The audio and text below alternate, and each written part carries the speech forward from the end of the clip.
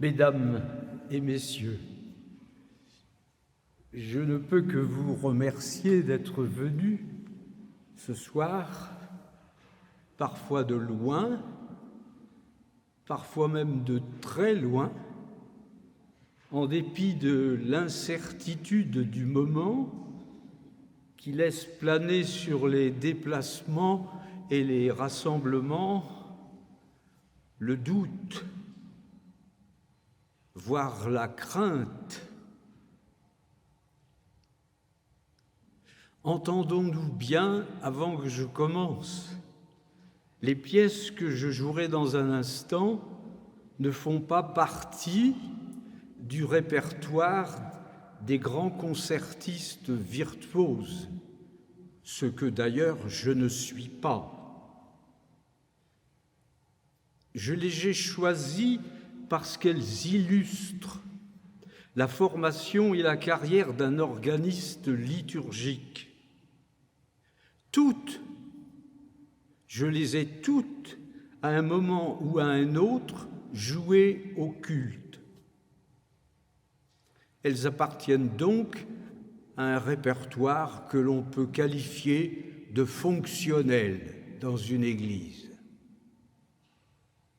J'en ai décrit les caractéristiques dans le livret programme qui est entre vos mains. Je prends la liberté de vous y renvoyer pour ne pas trop transformer cette audition en un cours d'université. Mais permettez, mesdames et messieurs, que j'exprime, en commençant mes remerciements à l'association Chœur et Orgue, qui a inscrit cet anniversaire dans le cycle de ces heures musicales et qui a assumé l'organisation de cette présente heure et qui n'a aucunement la responsabilité du manque de chauffage qui règne aujourd'hui ce soir dans cette église. Je remercie particulièrement le président de Chœur et Orgue, Fabrice Martinez, ici présent, de bien vouloir me servir d'acolyte d'orgue. En prenant place devant les claviers, je ne peux pas ne pas commencer par saluer la mémoire de celui qui fut pendant 50 ans le titulaire de cet orgue, Jean-François Vuichard. Lui non plus, pas plus que moi, n'était un concertiste virtuose, mais doté d'une grande culture musicale, il témoignait d'un sens de la liturgie qui lui dictait le choix de son répertoire avec le goût liturgique le plus sûr.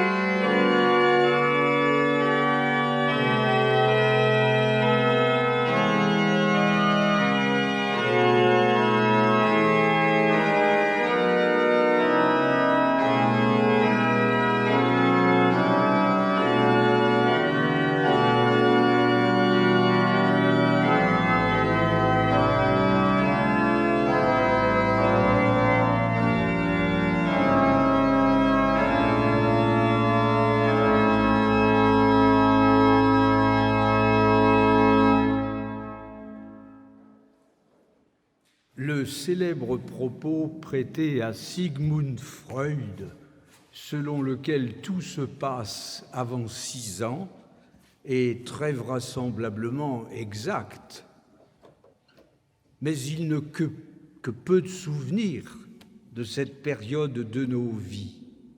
En revanche, je peux assurer que concernant la musique d'orgue, pour moi, tout commence avant 10 ans. J'ai découvert Bach dans la méthode Rose, sur le vieux piano droit de la famille, et j'ai eu dès ce moment l'envie de le jouer à l'orgue, de jouer de l'orgue.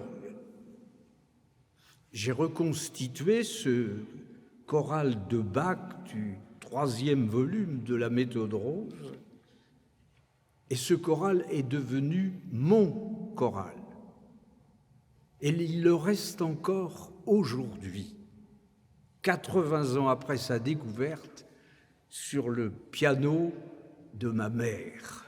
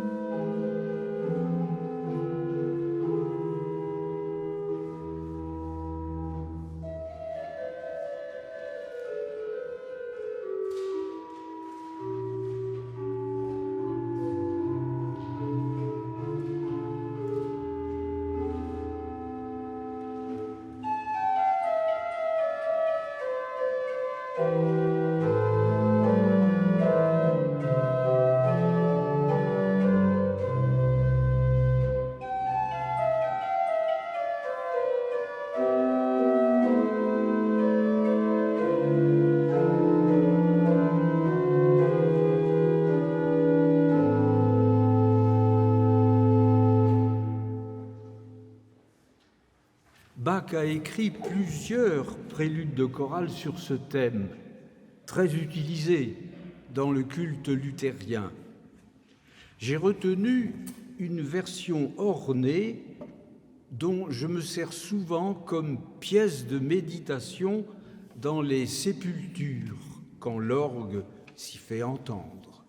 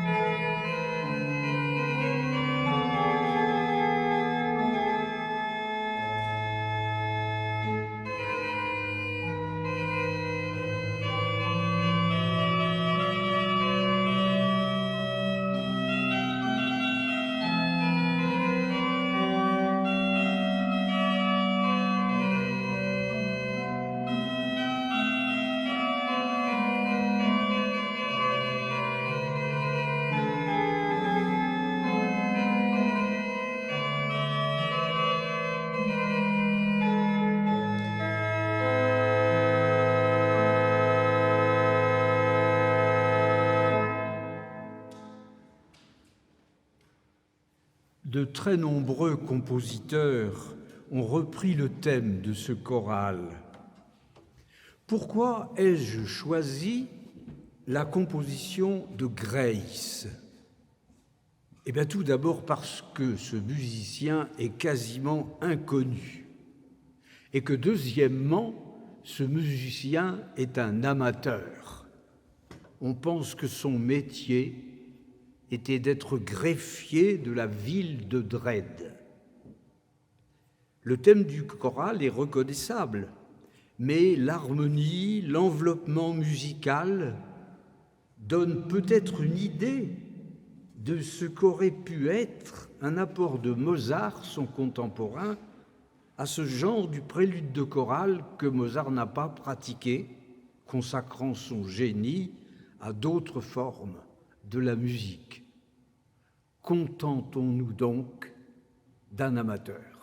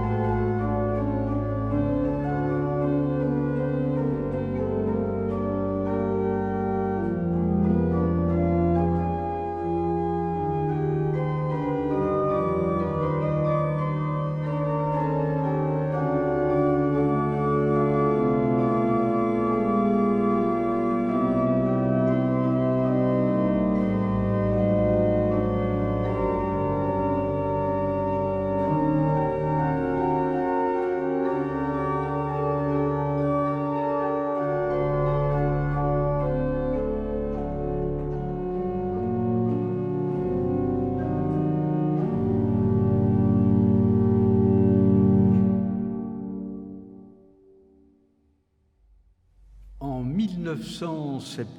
1970, j'ai écrit pour les éditions musicales Fleurus un recueil de chants en français. Jacques Berthier était le directeur artistique à qui j'avais affaire.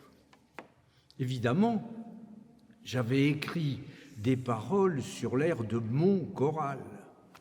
Berthier me déclara tout de go qu'il n'aimait pas ce choral.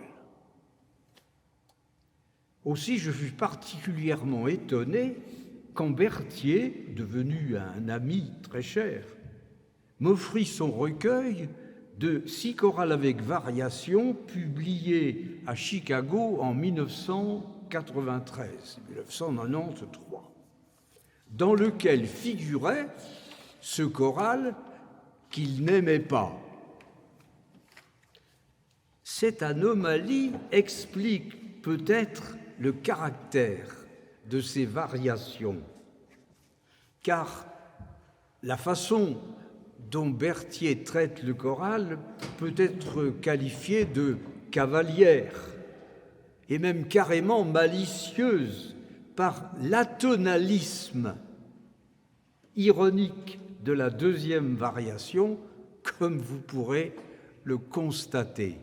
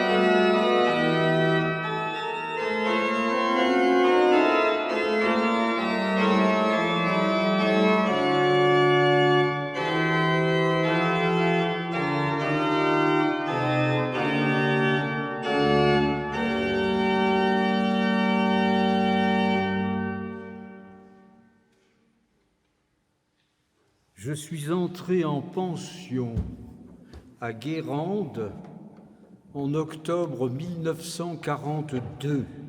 Je n'avais pas encore 11 ans. Et je fus brutalement séparé de mon frère jumeau. C'était l'occupation. le temps des restrictions alimentaires, des restrictions de chauffage, le temps des engelures. Nous cassions la glace dans les cuvettes à 5h55 le matin pour une toilette plus que sommaire. À 6h30, nous étions à la chapelle pour assister à la messe quotidienne. J'avoue que mal réveillé, aux prises avec le froid, j'avais tendance à m'y endormir. Mais le mardi et le vendredi, la messe corvée devenait une messe récréation. Il y avait cantiques et orgue. Et beaucoup de cantiques étaient d'origine bretonne, même si nous utilisions évidemment la version française du texte. Mais surtout, l'organiste du pensionnat, qui était un excellent musicien, nous faisait entendre les versions pour orgue ou harmonium de ces chants empruntés au recueil du compositeur breton Joseph Guy Roparts. Je joue du Roparts aujourd'hui encore et j'y trouve la même consolation.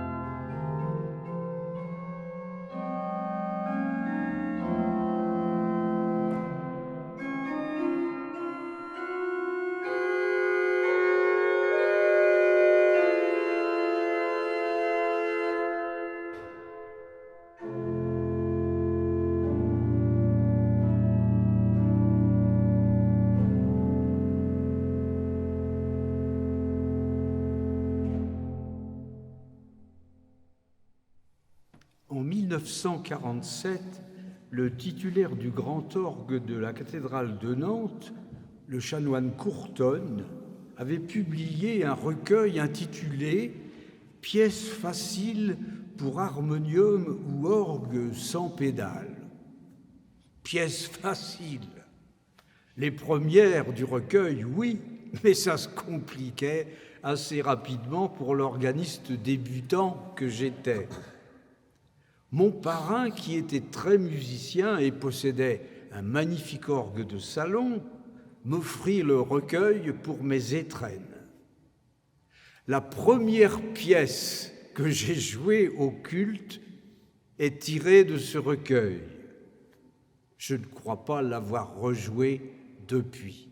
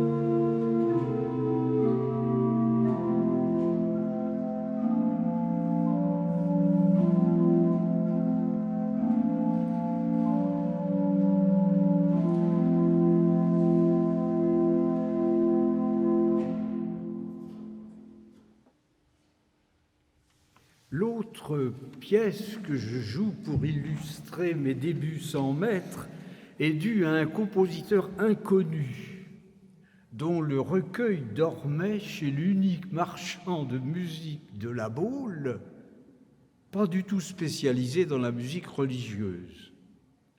Je ne savais rien de ce L. Manière.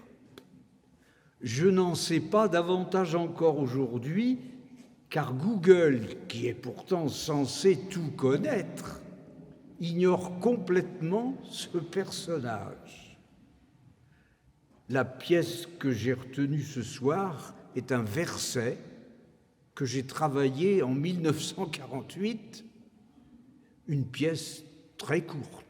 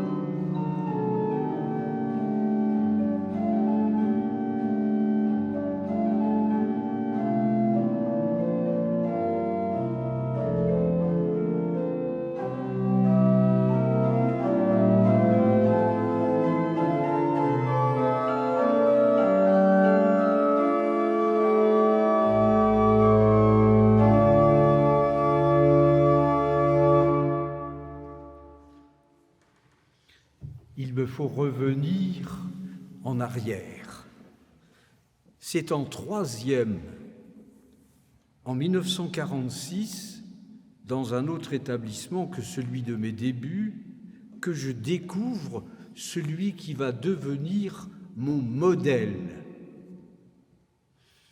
Petit élève de troisième, j'apercevais les grands élèves des classes terminales, presque des adultes, alors que nous étions encore, nous, presque des enfants. Cette vue m'impressionnait. Parmi eux se trouvait un jeune homme appelé Guy Monnier. Il suppléait à la chapelle l'organiste en titre, le professeur d'anglais. Je trouvais que l'élève de terminale jouait mieux, avec plus de maîtrise. J'enviais son talent. Je me souviens alors de ce petit prélude et fugue en la mineur qui m'a paru dans ma naïveté comme le sommet de la virtuosité pour un organiste. J'ai retrouvé à Nantes Guy Monnier comme élève de Félix Moreau, ce que j'étais moi-même. Félix Moreau faisait reposer sur cet excellent élève beaucoup d'espoir. Et puis brusquement, le jeune musicien prometteur a tout laissé tomber et s'est fait prêtre du Prado à Lyon. Il y est mort subitement d'une rupture d'anévrisme. Il avait à peine 30 ans. Il n'avait plus retouché un orgue.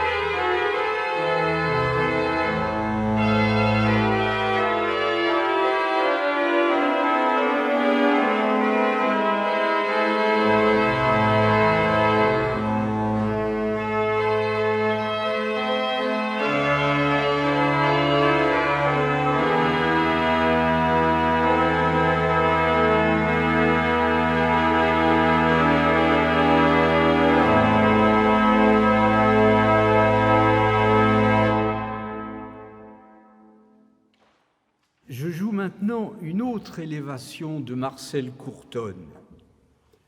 C'est d'abord parce que c'est une belle pièce liturgique dans le style qui était celui de Courtonne quand il improvisait au grand orgue de la cathédrale de Nantes. C'est ensuite pour rappeler le souvenir de cet instrument entièrement détruit par un incendie criminel il y a 2 ans. C'est enfin pour revivre un peu le drame dont j'ai été le témoin à cette tribune. L'abandon dont souffrait Marcel Courtonne. Sa carrière s'achevait à 70 ans, 70 ans, dans l'indifférence générale. Nous n'étions plus que 2 ou 3 fidèles à l'assister, alors que la même tribune était envahie par une véritable foule pour écouter son ancien élève Félix Moreau, qui allait prendre sa succession et le suppléait déjà, le suppléait en le surclassant. Et c'était le drame entre le maître et l'élève. Tout en devenant l'un des plus fidèles élèves de Félix Moreau, je fus le dernier acolyte d'orgue de Courtonne. Je l'entends, je le vois encore, improviser aux 4 claviers de son grand orgue. Et j'ai appris de lui l'essentiel de mes modestes capacités d'improvisateur.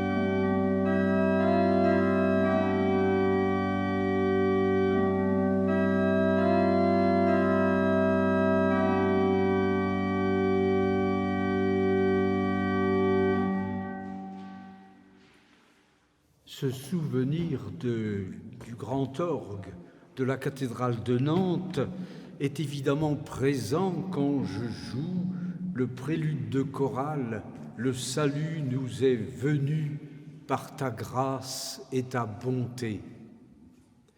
Car c'est au clavier de ce magnifique instrument que je l'ai joué pour la première fois au culte.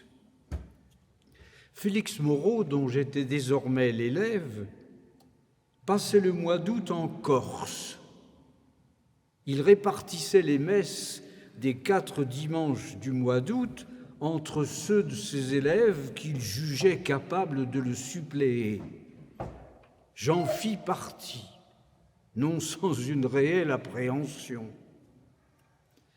Félix Moreau nous faisait interpréter ce choral de Bach comme une majestueuse et ample procession, au tempo assez modéré, presque lent, qui était de règle pour l'interprétation de Bach dans ces années-là. Félix Moreau nous demandait d'illustrer avec Bach toute notre interprétation comme le commentaire de la première phrase. Le salut nous est venu. Il nous arrive quelque chose qui est la plus grande chose qui puisse nous arriver. Ce n'est pas grâce à notre mérite, non, mais c'est la miséricorde gratuite de Dieu qui fait son entrée.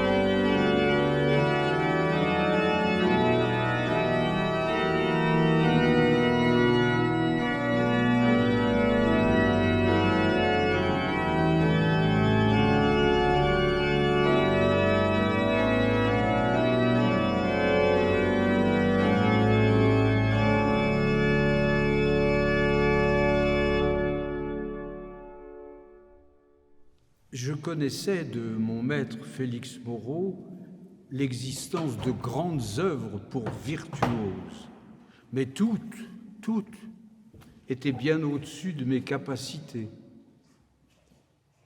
Je lui avais demandé s'il pouvait, à la manière de Jacques Berthier, écrire des pièces courtes et jouables par un nom virtuose. Il m'avait répondu qu'écrire des œuvres courtes, mais musicalement intéressantes, est un art en soi, et qu'il ne se sentait pas trop le talent pour ce genre de réalisation.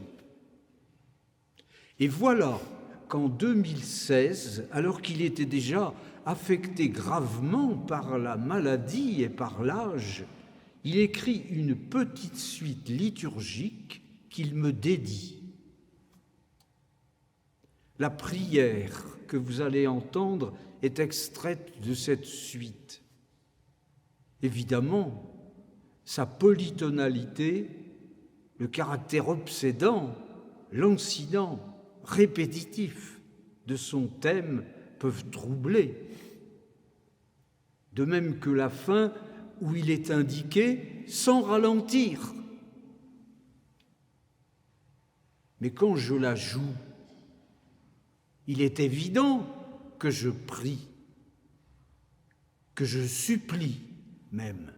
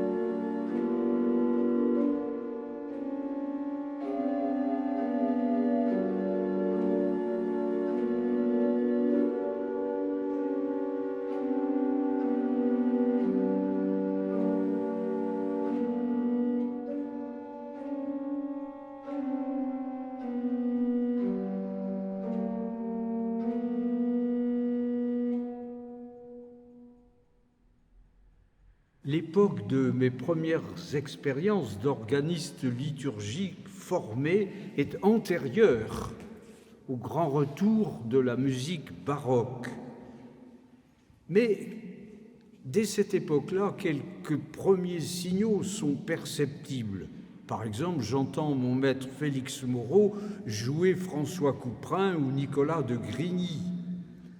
Plus tard, je déchiffrerai moi-même ces pièces, dont certaines je les jouerai au culte. Les pièces des messes de Couperin, la messe des paroisses ou la messe des couvents. Mais dans les années 50, c'est surtout à travers les anthologies de Félix Rogel que je prends connaissance de ce répertoire français avant d'en posséder les œuvres complètes telles que les éditeurs n'hésiteront plus à les publier. Boivin, Marchand, Nivers, Gigot, Lebègue. C'est Boivin, l'organiste du plus grand orgue de France à l'époque, celui de la cathédrale de Rouen, que je découvre en premier. Évidemment, je ne le joue plus aujourd'hui comme je le jouais il y a 50 ans. C'est que la vague baroque est passée, nous libérant, en un certain sens, d'une interprétation lente et lourde.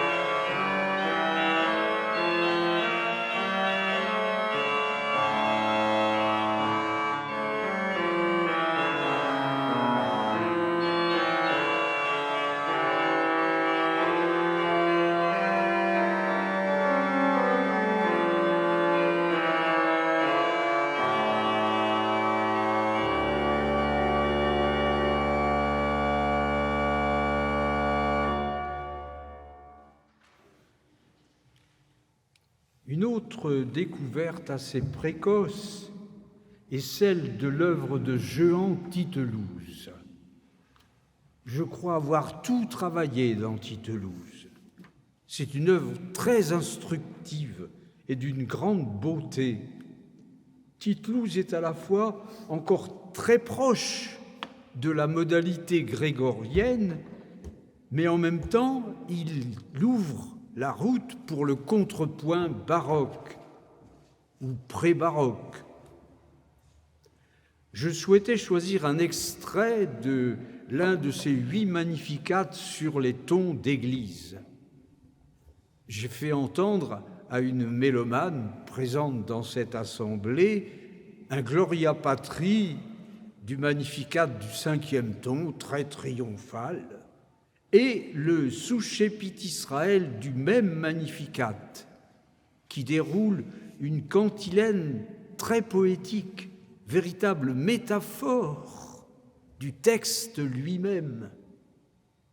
C'est cette dernière pièce que cette mélomane m'a suggéré de retenir. Souchépit Israël puerum sum, recordatus misericordiae sue. Il relève Israël son serviteur, il se souvient de son amour.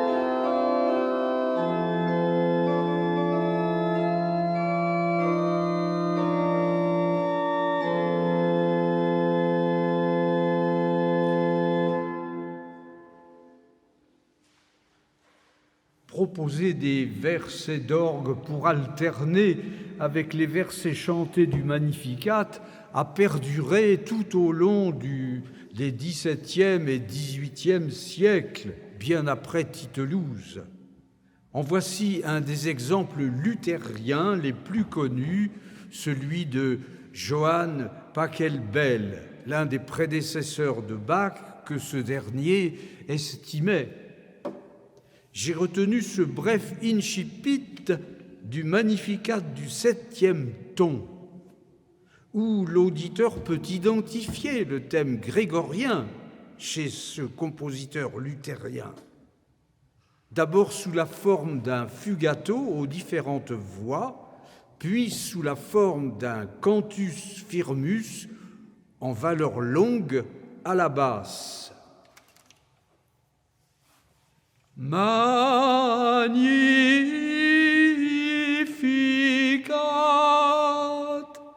anima mea Dominum.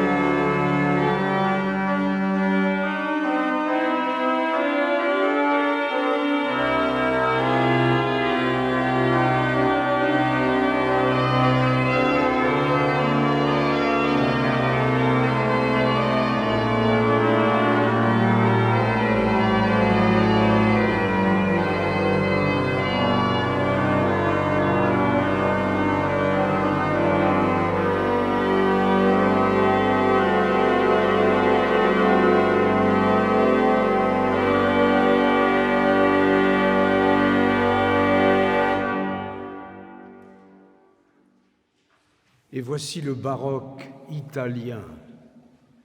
Mesdames, Messieurs, j'ai un faible pour Domenico Zipoli. J'ai eu sa musique en main dès le début des années 50. Plus tard, je me suis procuré les sonatas d'intavolatura, d'où cette pièce est extraite, et j'en ai joué souvent des extraits sur le présent orgue où elles conviennent bien. J'aime Zipoli parce qu'il est jouable par un organiste moyen, mais surtout parce que ce jeune musicien très doué se fait jésuite à 20 ans et quelques, part en Amérique du Sud où il enseigne la musique occidentale baroque aux Indiens. Et ces Indiens la métissent à leur goût. Gabriel Garrido, au Centre de musique ancienne de Genève, a montré combien ce métissage par les Indiens fut réussi. Voici donc une pièce publiée par Zipoli, tout jeune, avant son départ pour les Amériques.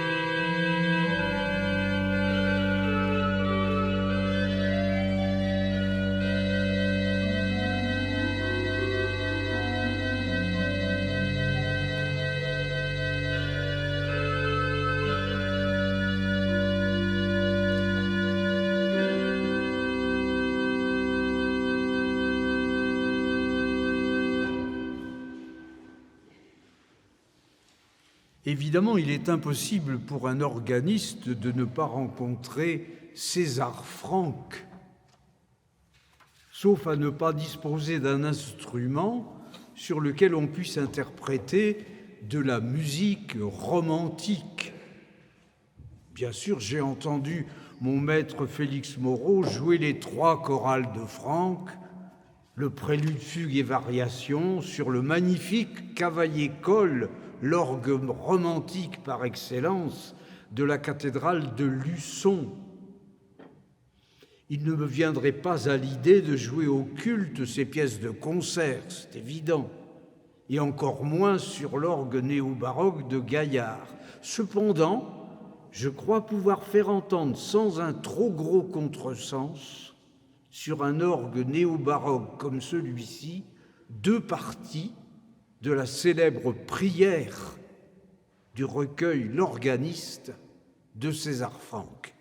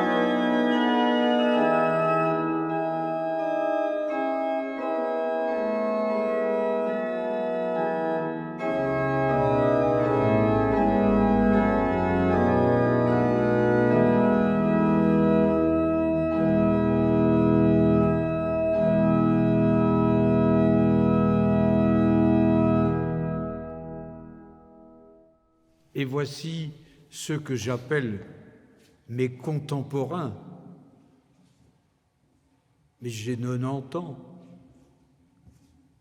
Le trio que j'ai retenu, Fleury, Langlais, Litaize, illustre la place qu'occupait dans la deuxième moitié du XXe siècle l'école française contemporaine d'orgue. Nous avons baigné dans la musique de ces 3-là qui représentaient le sommet de l'art de l'organiste liturgique. Je crois que j'ai joué pour la première fois les variations d'André Fleury sur le Veni Creator à Tübingen, où je faisais mon service militaire, la dernière année au cours de laquelle les FFA, les forces françaises en Allemagne, étaient encore des forces d'occupation. Je me souviens, c'était le jour de la Pentecôte 1954, à l'église qui était affectée à temps partiel à l'aumônerie militaire française.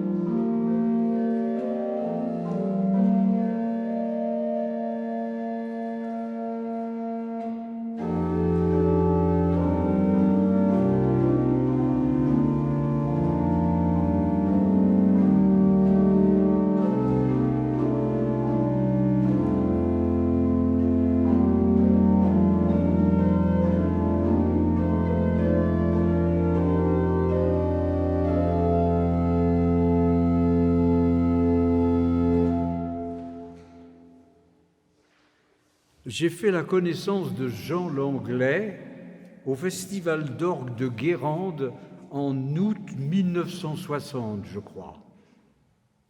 Langlais participait activement à ce moment-là à la mise en musique de chants en français pour la nouvelle liturgie en langue vernaculaire.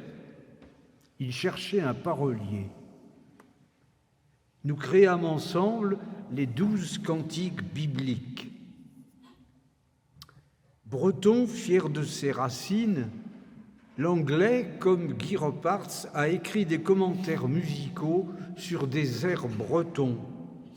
Mais sa musique est bien différente de celle de Guy Repartz.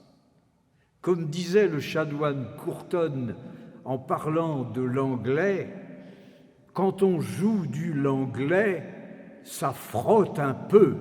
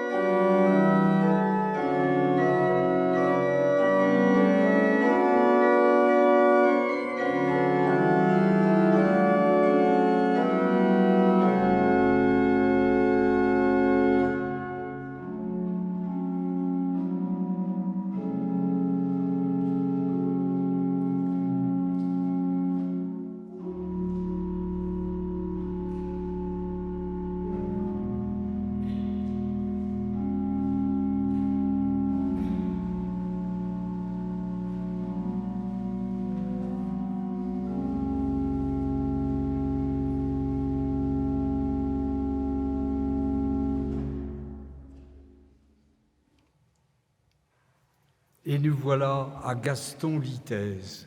Dans les années 50 de l'autre siècle, nous l'entendions tous les dimanches accompagner la messe à la radio. La parution des 24 préludes liturgiques en 1953-1955 fut un événement dont les organistes liturgiques qui ont pratiqué le grégorien, ce qui est mon cas, et même les autres, vivent encore.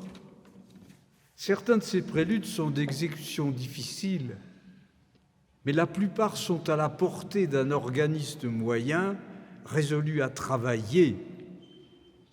Mais quel plaisir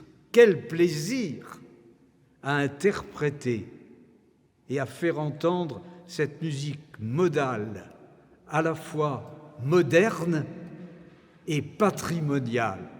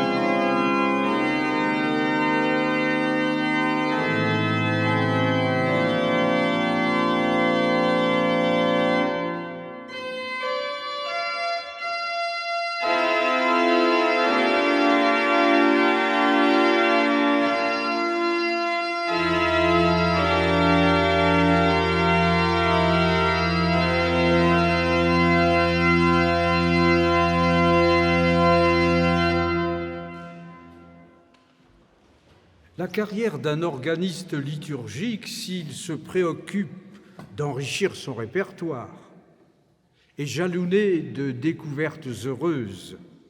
J'en ai retenu 3, parmi bien d'autres qu'il serait aussi légitime d'évoquer, mais nous y serions encore ce soir à minuit dans un froid qui commence à devenir un peu ennuyeux. Voici d'abord Boëli. Boëli.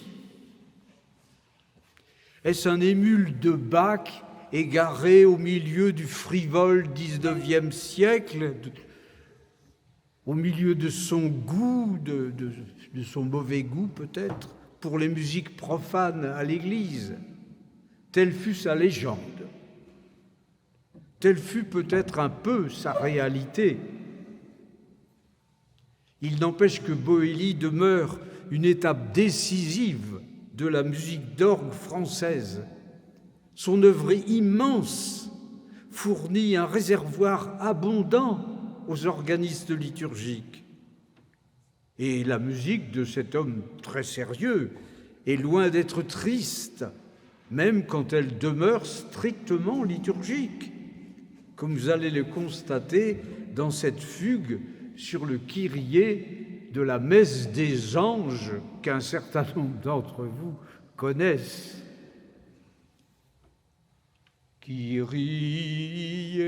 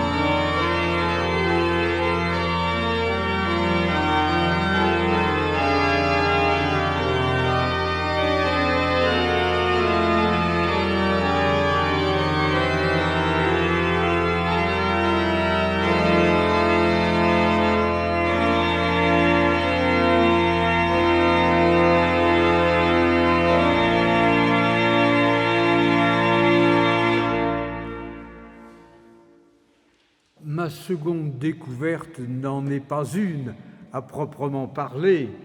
C'est moi qui ai demandé à Jacques Berthier d'écrire ces 50 pièces pour l'office d'aujourd'hui, en 1970-1970. Il les a dédiées à mon regretté frère jumeau Jean-Yves Ameline et à moi. Il s'y révèle capable de créer pour le culte de délicieuses miniatures, dont certaines sont de véritables chefs-d'œuvre. Sur les 50, je vous en joue 2, choisis au hasard.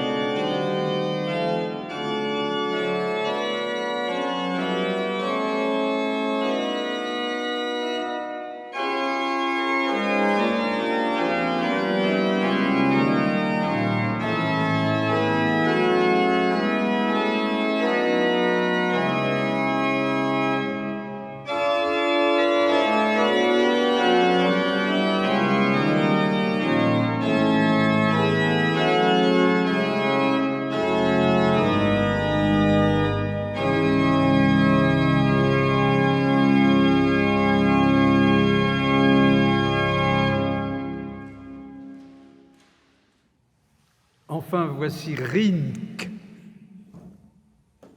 le plus grand professeur d'orgue du début du XIXe siècle. Il peut identifier toutes les difficultés que rencontrent les organistes liturgiques qui veulent progresser. Il y en a qui veulent progresser. Il écrit pour eux, attentif à accompagner leur progrès, sans faire dans la simple collection d'exercices fastidieux. Il écrit des pièces courtes, typées, utiles pour marquer les différentes couleurs dont l'organiste tente d'orner la cérémonie cultuelle. Il écrit pour la joie, il écrit pour le deuil. Son style est celui d'un grand professionnel, contemporain de Mendelssohn.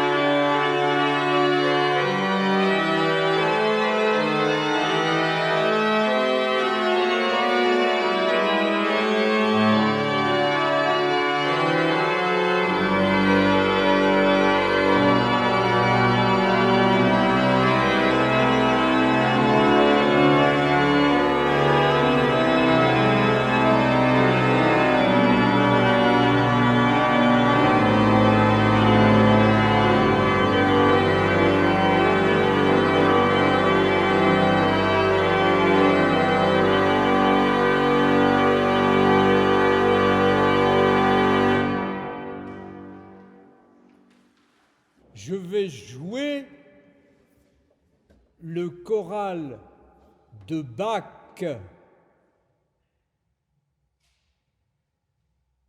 qui caractérise mon 5e évangile.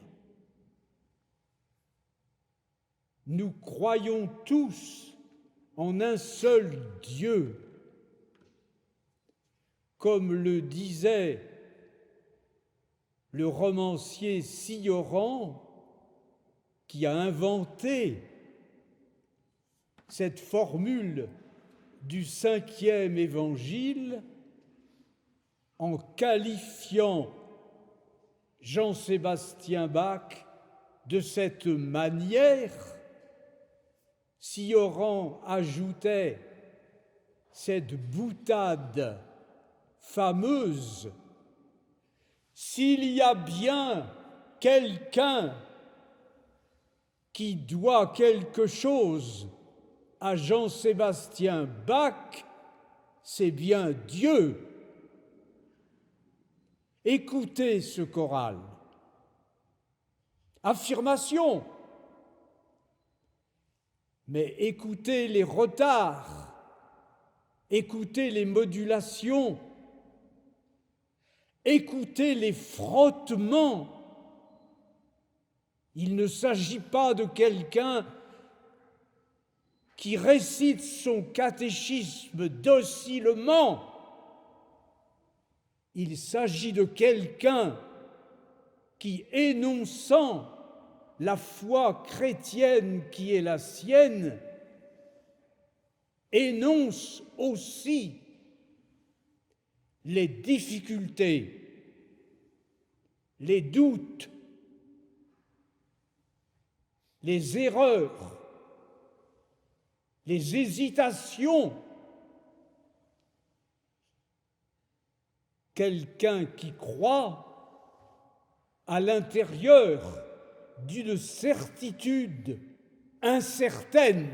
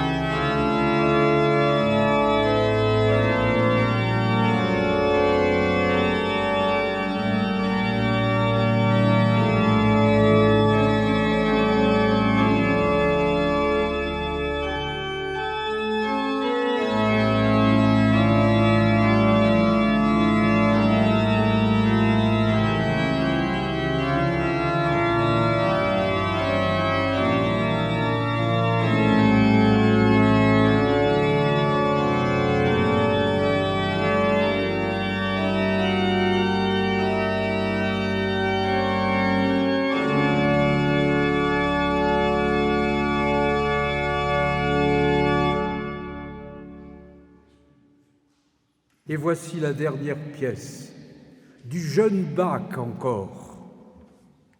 Le regard à la fois nostalgique et paisible qu'il porte sur la vieille année qui s'en est allée. Une pièce modeste, sur le seul bourdon de 8 pieds, le jeu le plus effacé de l'orgue. Bien sûr, il est encore un peu prématuré de célébrer la fin de cette année, mais permettez au vieil homme de 90 ans de prendre congé ce soir dans cet esprit d'achèvement inachevé qui est celui de ce choral de Bach. Bach, mon 5e évangile.